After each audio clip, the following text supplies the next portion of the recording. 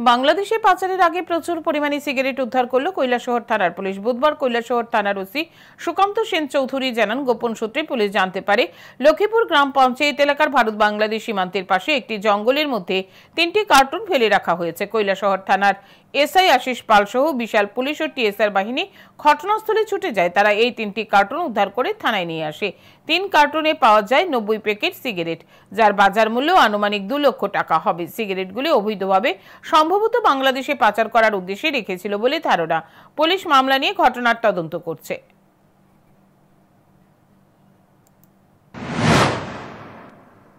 এই খবরের ভিত্তিতে আমাদের অফিসার এসআই আশিস পাল ঘটনাস্থলে যায়। ঘটনাস্থলে তদন্ত করে যেটা পেয়েছে 3 প্যাকেট, এগুলির মধ্যে সিগারেট রাখা আছে।